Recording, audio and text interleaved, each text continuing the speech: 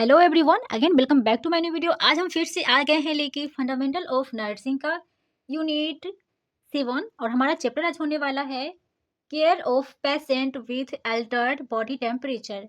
यानी आज हम पढ़ने वाले हैं फीवर के बारे में। तो चलिए स्टार्ट करते हैं कि हमारे इस चैप्टर के अंदर कौन कौन से टॉपिक आने वाले हैं। इसके अंदर हमारा आ रहा है सबसे पहले फीवर आ रहा है, उसके बाद आ रहा है हमारा फेजेस ऑफ फीवर, यानी फीवर के कितने सारे फेज हैं और स्टेजेस हैं। फिर आ रहा है हमारा types of fever, care of patient with Regar, cold application, classification of cold application, dry cold application, moist cold application, hot application, classification of hot application, dry hot application and moist hot application. तो आज हम basically 3 topic को cover करने वाले हैं और वो 3 topic होने वाला है हमारा fever, phase of fever and types of fever. So बिना देर किए चलिए स्टार्ट करते हैं। तो हमारा पहला टॉपिक क्या है? फीवर। तो फीवर जो है इसे हम पायरेक्सिया भी कहते हैं। शरीर का जब टेम्परेचर 99 डिग्री फ़ारेनहाइट से अधिक हो जाता है तो उस कंडीशन को हम क्या कहते हैं? फीवर कहते हैं या फिर हम पायरेक्सिया कहते हैं। A rise in the body temperature above 99 degree Fahrenheit is called as fever और pyrexia।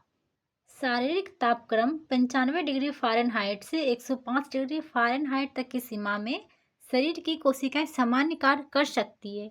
यानी अगर बॉडी टेम्परेचर जो है 95 डिग्री फ़ारेनहाइट से 105 डिग्री फ़ारेनहाइट के बीच भी रहता है तो हमारी बॉडी की जो सेल्स हैं वो नॉर्मली वर्क कर सकती हैं। लेकिन जब हमारा बॉडी टेम्परेचर इससे ज़्यादा हो जाता है, यानी 105 डिग्री फ़ारेनहाइट से ज़्यादा हो गया या फिर 95 डिग्री फ़ारेनहाइट से कम हो गया, तो हमारी जो नर्वस सिस्टम है उसमें क्या हो जाएंगे?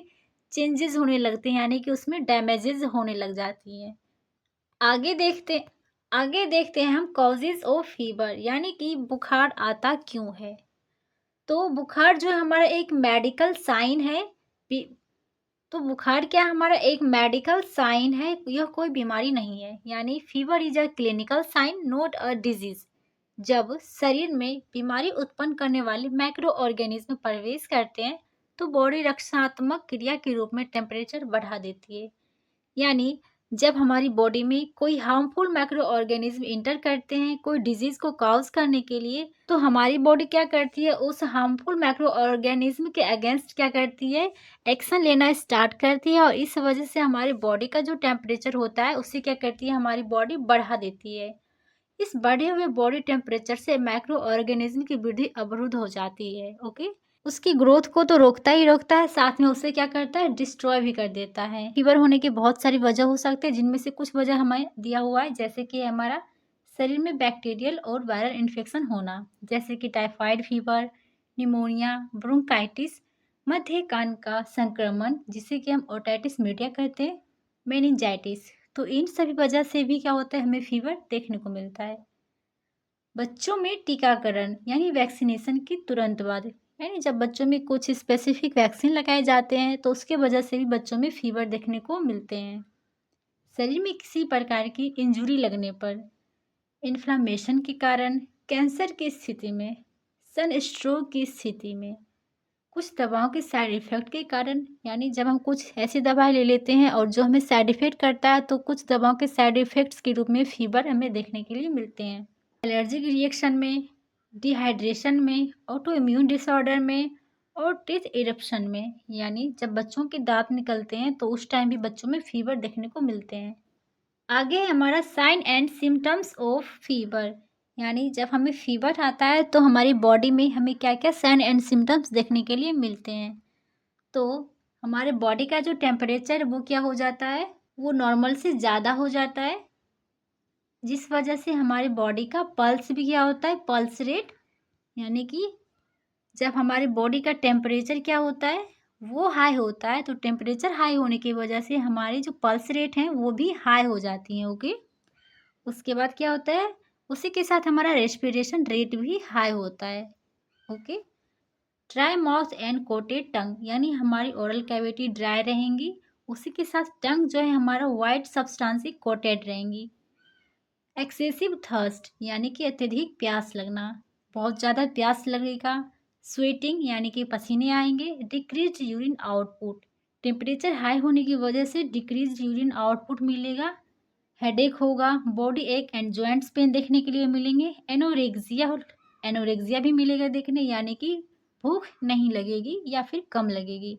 उसी के साथ नोजिया एंड वॉमिटिंग, रेस्टलेसनेस देखने के लिए मिलेगा, फैटिंग मिलेगा, कपी लगेगी यानी कि सिवरिंग देखने के लिए मिलेगा। यानी जब बॉडी टेम्परेचर बहुत ज़्यादा हो गया यानी हाइपरपायरेक्सिया की कंडीशन में क्या होगा, कन्वर्सन देखने के लिए मिल सकते हैं और मरीज क्या हो सकता है, कोमा में भी जा सकता है। तो ये सारे हैं हमारे sign and symptoms of fever की फीवर होने पे हमारी बॉडी में क्या क्या साइन और सिम्टम्स देखने के लिए मिलते हैं। अगला टॉपिक है हमारा फेजेस ऑफ फीवर, यानी कि हमारे जो फीवर हैं उसके कितने सारे स्टेज हैं और फेज हैं। सबसे पहला हमारा आता है ऑनसेट ऑफ फीवर, यानी जब फीवर हमें स्टार्ट होना शुरू होता है। वह पीरियड होती है जिसमें बुखार होने या शरीर का तापमान बढ़ने की शुरुआत होती है, यानी कि जब हमें बुखार होता है ये स्टार्टिंग पॉइंट होता है हमारा, जब हमारी बॉडी का टेम्परेचर क्या होता है, धीरे धीरे बढ़ना शुरू होता है। ऑनसेट ऑफ फीवर के बाद हमारा दूसरा स्टेज है अधिकतम ज्वर, यानी कि फास्टिज्म, यानी वह अवधि जिसमें बुखार चढ़ना शुरू होने के बाद बुखार या शरीर का तापमान अपनी मैक्सिमम स्थिति में पहुंच जाता है। यानी इससे पहले वाला जो फेज था हमारा ऑनसेट ऑफ फीवर, उसमें जो है हमारी बॉडी टेम्परेचर क्या होता है, इंक्रीज होना शुरू होता है। और ये जो हमारा फैसिटिज्म वाला स्टेज है इसमें क्या होता है, हमारे बॉडी का टेम्परेचर एकदम मैक्सिमम फेज में पहुंच जाता है। ओके, यानी कि मैक्सिमम चला जाता है। तो ये हमारा फेज कौन सा हो गया, फैस्टिज्म या फिर अधिकतम ज्वर अवस्था वाला फेज हम इसे कहते हैं। इसके बाद आता है हमारा तीसरा फेज जिसे कहते हैं हम डिक्लाइन, यानी कि ह्रास। अब इसमें क्या होता है, यानी हमारा जो डिक्लाइन वाला फेज है उसमें बॉडी टेम्परेचर जो मैक्सिमम पे था फैस्टिज्म वाले स्टेज से कहाँ जाता है, डिक्लाइन वाले स्टेज में। इसमें हमारी बॉडी टेम्परेचर वापस से नॉर्मल हो जाती है। अगला फेज है हमारा ज्वर का एकाएक उतरना, क्रिसिस, यानी इस फेज में क्या होता है, हमारी बॉडी का जो हाई टेम्परेचर है वो कुछ ही घंटों में अचानक से नॉर्मल हो जाता है और इस स्टेज को हम क्या कहते हैं, क्रीसिस कहते हैं। अगला फेज है हमारा ट्रू क्रीसिस, यानी कि वास्तविक रूप से ज्वर का एकाएक उतरना। तो इस फेज में हम क्या देखते हैं कि हमारे जो बॉडी का टेम्परेचर होता है वो कुछ ही घंटों में अचानक से नॉर्मल हो जाता है और नॉर्मल होने की वजह से हमारे जो पेशेंट है उसका हेल्थ स्टेटस क्या हो जाता है, बहुत हद तक ठीक हो जाता है। लास्ट स्टेज है हमारा फॉल्स क्रीसिस, यानी जब बॉडी टेम्परेचर अचानक से कुछ ही घंटों में सामान्य तो हो जाता है लेकिन मरीज की स्थिति में कोई सुधार न हो, तो ये फॉल्स क्रीसिस कहलाते हैं। यानी क्रीसिस जो है हमारा दो टाइप का हो गया यहाँ पे, एक ट्रू क्रीसिस और एक हो गया हमारा फॉल्स क्रीसिस। ट्रू क्रीसिस में क्या हो गया, हमारी बॉडी टेम्परेचर जो है कुछ घंटों में नॉर्मल हो जाती है और इस वजह से पेशेंट के जनरल कंडीशन में बहुत ज़्यादा सुधार देखने के लिए मिलता है।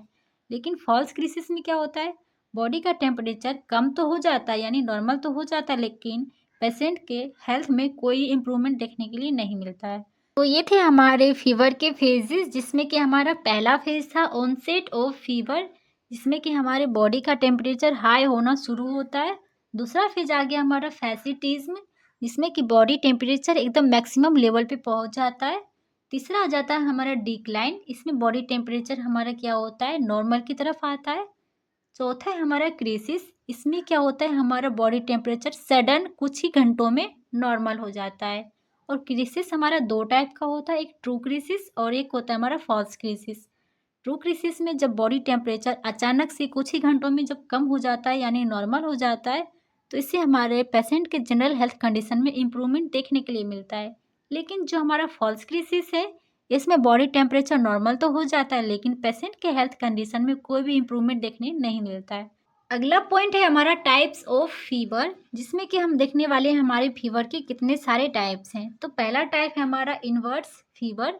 नॉर्मली क्या होता है, जब हमें फीवर आता है तो हमारे बॉडी का टेम्परेचर जो है सुबह के टाइम यानी मॉर्निंग टाइम में क्या होता है, कम होता है और जैसे जैसे शाम आती है टेम्परेचर बढ़ता जाता है। लेकिन जो हमारा इन्वर्स फीवर है इसमें उल्टा होता है, यानी मॉर्निंग के टाइम टेम्परेचर सबसे ज़्यादा होता है और शाम होते होते टेम्परेचर कम हो जाता है। यानी जिस तरह ये नॉर्मल फीवर होता है इसे जस्ट अपोजिट होता है, इसलिए हम इसे कहते क्या है, इन्वर्स फीवर कहते हैं। दूसरा फीवर टाइप है हमारा इरेगुलर फीवर, यानी हमारा जो इरेगुलर फीवर है इसमें क्या होता है, बॉडी का टेम्परेचर जो होता है कभी हाई हो जाता है तो कभी लो हो जाता है। इस वजह से हम इसे फीवर के किसी कैटेगरी में नहीं रख पाने की वजह से इसे हम इरेगुलर फीवर नाम देते हैं। नेक्स्ट है हमारा इंटरमिटेंट फीवर, इसमें क्या होता है, इसमें जो बुखार चढ़ता है वो निश्चित समय के बाद उतर जाता है। बुखार के फिर से आने की प्रक्रिया निश्चित समय अंतर से होती है, यानी कि बुखार चढ़ता है और एक फिक्स टाइम के बाद बुखार उतर भी जाता है और उसके बाद फिक्स टाइम आने के बाद ये वापस से उसी तरह से चलता रहता है। यानी बुखार आता है, एक टाइम के बाद बुखार जाता है, फिर बुखार आता है, तो इसलिए हम इसे क्या कहते हैं, इंटरमिटेंट फीवर कहते हैं। रिमिटेंट फीवर में क्या देखने मिलता है हमें कि पेशेंट का जो बॉडी टेम्परेचर है मॉर्निंग वाला और इवनिंग वाला, उसमें जो है 2 डिग्री से ज़्यादा का डिफरेंस देखने के लिए मिलता है। लेकिन बॉडी टेम्परेचर जो है इसमें नॉर्मल नहीं आता है, तो ये वाला हमारा हो जाता है रिमिटेंट फीवर। अगला है हमारा हेक्टिक फीवर। हेक्टिक फीवर पे क्या होता है, एक टाइम में हमारा जो फीवर है वो हाईएस्ट पॉइंट पे चला जाता है और एक टाइम में हमारा फीवर एकदम लोवेस्ट पॉइंट पे चला जाता है, और इन दोनों की वजह से दोनों के बीच में जब हम डिफरेंस करते हैं, अंतर निकालते हैं, तो वो हमें क्या देखने को मिलता है, बहुत ज़्यादा देखने के लिए मिलता है। इस वजह से इसे हम क्या कहते हैं, हेक्टिक फीवर कहते हैं। आगे है हमारा कांस्टेंट फीवर। यानी हमारे जो कांस्टेंट फीवर है उसमें हमारे 24 घंटे हमारे बॉडी का टेम्परेचर क्या होता है, कांस्टेंट रहता है, ज़्यादा फ्लक्चुएट नहीं करता है, बस थोड़ा 1 आध डिग्री के लिए ही फ्लक्चुएट करता है। यही हमारा क्या है, कांस्टेंट फीवर है, और हमें 24 घंटा फीवर देखने के लिए मिलता ही मिलता है इसमें। रिलैप्सिंग फीवर में क्या देखने मिलता है कि बस थोड़े ही टाइम के लिए हमें फीवर आता है, उसके बाद क्या होता है, 1-2 दिन तक हमारे बॉडी का टेम्परेचर नॉर्मल बना रहता है। ये हमारा क्या होता है, रिलैप्सिंग फीवर कहलाता है, यानी कि 1-2 दिन के बाद वापस से फीवर आएगा हमें। अगला है हमारा रेगर। इस कंडीशन में क्या होता है, जब पेशेंट का बॉडी टेम्परेचर अचानक से बढ़ना शुरू होता है तो पेशेंट को अचानक से ठंडी लगती है, यानी कि शिवरिंग महसूस होता है, और पेशेंट जो है ठंड की वजह से कांपने लगता है, और इस कंडीशन को हम रेगर नाम देते हैं। और यह नॉर्मली होता है कब, जब बॉडी टेम्परेचर बहुत ज़्यादा हो जाता है, यानी कि जब हाइपर पैरिक्सिया में चला जाता है पेशेंट तब, यानी कि बॉडी टेम्परेचर 105 डिग्री से ज़्यादा हो जाने पे हमें रेगर देखने के लिए मिलता है। इन ग्राफ में हमें बताया जा रहा है हमारी फीवर का टाइप। ये जो हमारा पहला ग्राफ है वो हमारी कंटिन्यूस फीवर को बता रहा है कि फीवर जो है हमें कंटिन्यू देखने के लिए मिल रहा है यहाँ पे। दूसरा ग्राफ बता रहा है हमारा इनवर्स फीवर, जो कि मॉर्निंग के टाइम टेम्परेचर हाई रह रहा है और इवनिंग के टाइम टेम्परेचर क्या हो रहा है, हमारा कम हो रहा है। ये हमारा क्या हो रहा है, इनवर्स फीवर को बता रहा है। तीसरा ग्राफ बता रहा है हमारा इंटरमिटेंट फीवर। चौथा बता रहा है हमारा रिमिटेंट फीवर। आज के इस वीडियो में हमने 3 टॉपिक को कवर कर लिया है, fever, phase of fever and types of fever. इन अगली वीडियो में हम देखने वाले हैं care of patient with rigor, यानी कि जब पेशेंट को फीवर आ रहा है तो हम उसका क्या केयर कर सकते हैं। Hope you like it. मिलते हैं अगली वीडियो में, तब तक के लिए bye bye, take care and thanks for watching.